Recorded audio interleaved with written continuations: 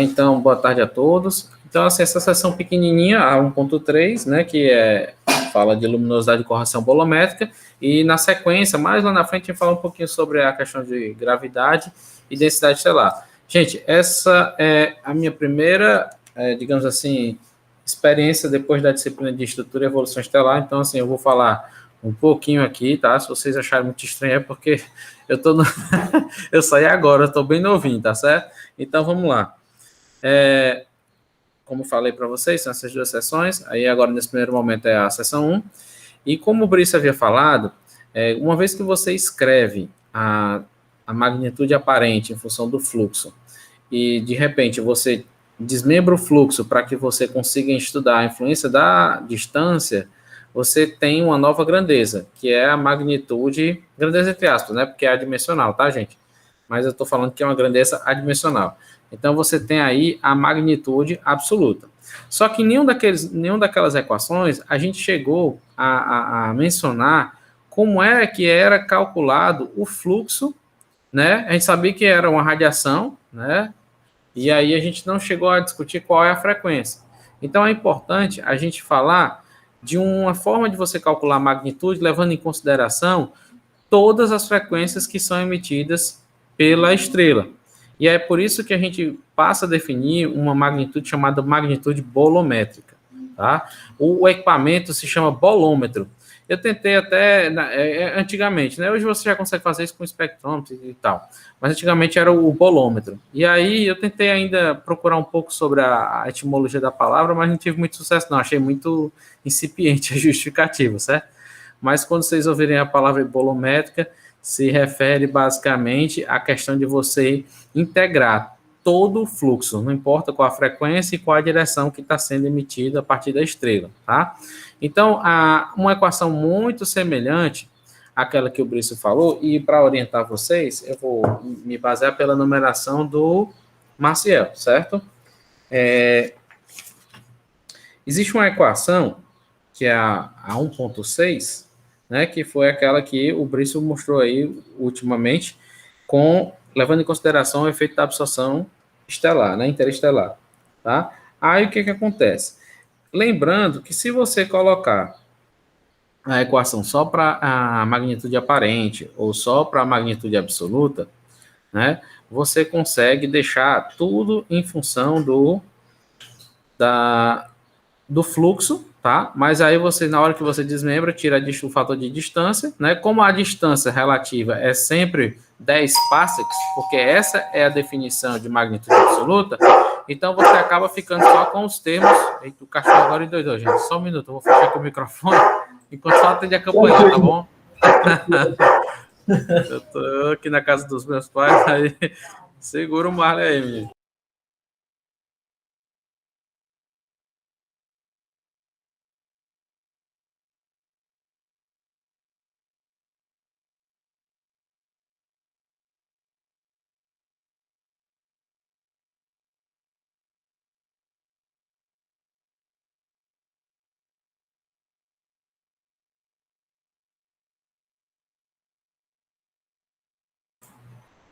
Vocês me ouvem agora? Sim, sim. Pronto, então voltando. Então, quando você pega aquela equação em que você tem a magnitude absoluta, né, igual a menos 2,5 log da luminosidade menos 5 mais uma constante, que essa equação realmente o Brice fez um favor a gente, porque o Marcel não coloca ela. Então, aquele desenvolvimento do Brice foi fundamental, realmente. E eu não coloquei aqui porque eu já imaginei que fosse tratada na sessão anterior. Mas, basicamente, é aquela equação que o Brice nos mostrou. E quando você faz a diferença das duas magnitudes absolutas, uma para a estrela 1 e outra para a estrela 2, você tem um logaritmo, né, da razão entre as luminosidades das respectivas estrelas. Luminosidade 2 sobre luminosidade 1, certo? Então, lembrando, essa luminosidade aqui, certo? Ela foi tirada de uma equação chamada, que a gente define o fluxo, né, que é a luminosidade da estrela, ou seja, aquela potência toda que é radiada, dividido pela a área com que você está medindo esse fluxo, tá certo? E aí, o que acontece? Aqui, quando você vê que a luminosidade é uma propriedade intrínseca da estrela, tá certo? E quando você calcula o fluxo emitido em todas as frequências, em todas as direções, você passa, então, a contabilizar essa luminosidade como uma propriedade intrínseca, certo? Lógico que quando você faz a diferença, você tira o fator de 10 parsecs no seu cálculo, e você fica só com a propriedade intrínseca, uma razão de propriedades intrínsecas entre duas estrelas. E aí você chama essa magnitude absoluta de magnitude bolométrica. Bom, uma coisa que eu estava vendo aqui, o Marcel coloca basicamente que a luminosidade das estrelas, elas variam entre 10 a menos 6 da luminosidade do Sol até 10 elevado a 6 luminosidades solares, né? E aí, o que acontece? Se você for observar, a maioria dos HRs que a gente acha pela internet, algumas imagens, aí você realmente encontra que ele vai de 10 a menos 6 a 10 elevado a 6. Acho que a gente, na sessão mais para frente, acho que não sei se é o Brisco vai falar, vai poder falar melhor do diagrama HR. Então, é um dado importante, né? Lógico que no livro, o Marcelo até faz uma ressalva que pode também se encontrar de forma mais frequente entre 10 a menos 4 e 10 elevado a 4. Mas tem algumas estrelas que são, digamos assim, lá na ponta do diagrama HR, que ainda chega a 10 elevado a 6 luminosidades solares, né? As estrelas do tipo O, né? E aí você vai ter uma noção de quanto essa luminosidade solar é uma constante aqui, basicamente, de 3,83 vezes 10 a 26 watts. Isso aqui também pode ser dado em ergs, e aí você dá um desconto aí de 10 elevado a 7, tá certo? Para chegar no valor de ergs. E a magnitude bolométrica do nosso Sol é 4,74, certo? Bom, aí o que acontece? Se você tem a magnitude visual, gente, é aquela magnitude que o Brício falou, só que usando o filtro V, tá certo? E aí você pode fazer a correção bolométrica, ou seja, você contabilizar todos os outros intervalos de comprimento de onda que não foram medidos a partir da correção bolométrica. Esse fator bolométrico, ele depende basicamente da classe espectral das estrelas, né? Basicamente, se a gente pudesse falar de forma mais genérica, também depende da temperatura da estrela. Então, no próximo slide eu vou colocar para vocês uma tabelinha de um artigo que eu encontrei falando da correção bolométrica para alguns tipos de estrelas em algumas classes espectrais, certo? Mas, basicamente, esse fator de correção bolométrica é interessante porque se você não tem um filtro, só tem um filtro V, por exemplo, você poderia muito bem, se a sua estrela já tivesse uma correção bolométrica conhecida, você poderia medir a magnitude absoluta bolométrica, bastando colocando o filtro V, medindo a magnitude aparente. Se você soubesse a distância da estrela, você conseguia obter a magnitude absoluta, e com essa equação aqui, 4, uma vez que você tinha tabelado o BC, você conseguiria obter a magnitude bolométrica. Aí essa tabelinha eu tirei aí de um material, de um PDF que tem na internet, eu até aconselho depois vocês verem, é bem interessante esse material, tem várias informações úteis, tá? E foi com ele que eu fiz um diagrama HR. Até compartilhei com o professor, não sei se ele mandou para vocês. O Jefferson acho que viu. Aí, no finalzinho do diagrama HR, eu coloco essas informações a mais, para explicar o que é o bolométrico, o que é a magnitude visual. Aí é uma tabelinha que vocês podem imprimir, já está no formato A3. Se vocês quiserem, eu também disponibilizo para vocês lá no grupo, tá bom? Aí, gente, olha só. Para a correção bolométrica, vocês estão vendo aí que para as classes de temperaturas mais altas, né, a classe espectral do tipo O5, por exemplo, com temperatura efetiva de cerca de 40.000 Kelvin, você tem uma temperatura aí uma correção bolométrica de menos 4. E para uma estrela gêmea solar, também de G5, você tem aí de menos 0,07. Então, às vezes, quando a gente vai procurar a magnitude absoluta do Sol, que a gente acha menos 4, vou só voltar ao slide anterior para comparar aqui, ó. Quando a gente fala que já viu 4,80 e alguma coisa, nota a diferença daqui do 4,74, por exemplo, até o próprio Marcel, ele chega a falar que você tem a magnitude bolométrica para o Sol de 4,75, né? Só que esse valor também eu já vi na internet flutuar um pouquinho para 4,74, por isso que está esse de 4,74.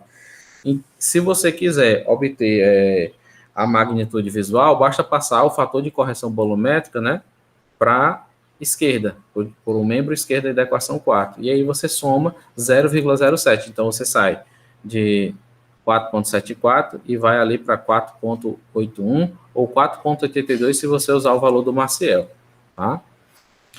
Aí, gente, eu vou colocar uma nota aqui. Eu estava procurando, porque eles definem, eu não sabia disso, né? Eu fui olhar a definição bem formal de magnitude, de correção bolométrica. E num dicionário de astronomia, tem uma definição, esse dicionário está citado aqui na referência, depois vocês podem dar uma olhadinha, é um dicionário da Oxford. E aí ele me trouxe uma informação que eu achei interessante de compartilhar com vocês. Existem duas definições de zero para correção bolométrica. Essa que a gente está vendo aí do Sol, né, que fica com a diferença de 0,07, e um outro zero, que faz com que o Sol tenha uma magnitude bolométrica, um fator de correção bolométrica para o Sol, sendo zero. Mas eu acho que a mais comum que nós vamos ver é essa de 0,07, ou seja, o fator de correção bolométrico para uma estrela do tipo G5, como o nosso Sol, é de menos 0,07. Mas fica aí também a dica, se um dia vocês verem algum material falando de um fator de correção bolométrica para uma G5 de valor igual a zero, tá certo? Bom, então, para essa parte, falta a gente acrescentar que, dentre todas a questão da luminosidade que a gente falou, que é uma potência, né? É uma grandeza com unidades de potência, a gente tem que também afirmar que essa luminosidade, ela poderia também ser de outra natureza. Mas antes da gente passar para só citar esse fato, que eu não vou me ater a discriminar, dizer como é que é a forma, como é que ela é medida, vamos ficar só na luminosidade fotométrica por enquanto. E aí vocês vão perceber que essa equação é aquela mesma que o Brice nos apresentou, em que você tem a luminosidade dividido pela área da esfera imaginária que você traça, né, a uma certa distância R, tá certo?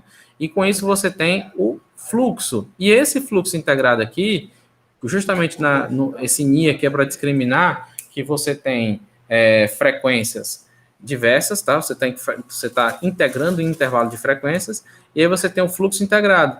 Então, basicamente, você pode escrever normalmente como aquelas outras equações, sem precisar discriminar, uma vez que você diz que ali é o fluxo integrado, tá? Então, você usa novamente L igual a 4πr ao quadrado F, e com isso você pode substituir lá nas expressões da magnitude, tá certo? Aparente.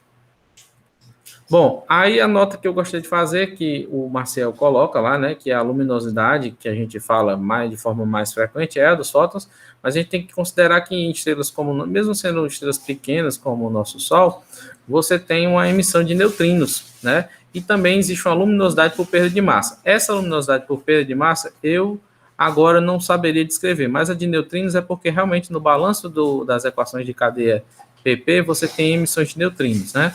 Então, existe também, se o seu detector fosse lá localizado nos polos, né, como aquelas armadilhas que colocam lá no Polo Sul, para detectar neutrinos, você teria uma luminosidade dessas partículas, né, incidindo nesse detector. Então, essa é a primeira parte do nosso grupo de estudo aqui, dessa sessão 1.3, certo? Vou parar aqui o compartilhamento. Não, para não interromper, não. Coloca lá no slide, volta lá só naquela parte da correção bolométrica. É porque tu falaste assim, né? Realmente eu sinto essa dificuldade de entender direitinho o significado dessa correção bolométrica. Aí você falou assim, né? Que você tem a magnitude bolométrica, a magnitude visual, né? Mais esse fator de correção. Aí, pelo que eu entendi, esse fator de correção que você apresentou é como se ele estivesse coletando todos os outros comprimentos de onda que a magnitude visual não coleta. Isso, é isso mesmo, porque se você reparar lá, aquele filtro V, ele é centrado em 550, né, nanômetros. E como ele é um filtro passante, centrado em 550, dependendo da qualidade do filtro, ele mata tudo que está muito além daquele de 600 ou 650, né, e tudo que está além de perto do azul, né, que aí já fica no papel do outro filtro. Aí o que eu entendi foi justamente isso, que como você, por questões talvez práticas, você só tem um filtro, né, e você medir essa... Eu não li isso num livro basicamente, mas a impressão que eu tive foi essa, gente, que você tendo só um filtro, você conseguiria, a priori, medir a magnitude bolométrica de um astro. Isso é lógico se você tivesse o fator de correção calculado. Eu só não sei se no mundo da astronomia se é justamente o inverso. Você quer descobrir a correção bolométrica sabendo que você, né, tem a magnitude bolométrica. Eu não sei. Geralmente esses observatórios astronômicos têm um sistema já de fotometria completo, né? No Maciel tem dizendo assim, né, na página 19, lá no final, bem abaixo da equação 1.9, ele diz assim, né, que a correção bolométrica pode ser determinada para diversos tipos de estrelas, por exemplo, a partir de correlações com a temperatura, né? Pronto. Porque eu lembro...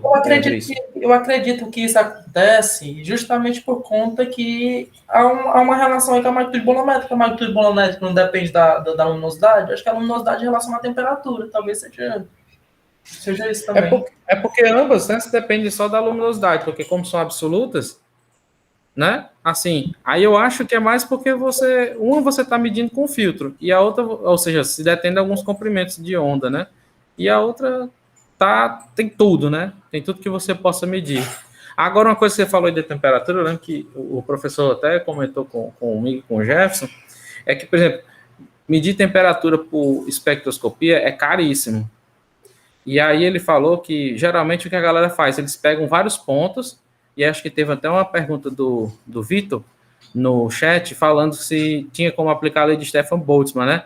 Aí, Vitor, o professor falou que para fazer o fit desses espectros era super difícil, ele disse que penava muito, mas geralmente o que a turma fazia era um experimento bem difícil, assim como aqueles termômetros a volume constante, né, que é um fenômeno, né, quando os caras vão medir padrões com aqueles termômetros. Aí ele disse que era algo semelhante, eu até perguntei isso a ele.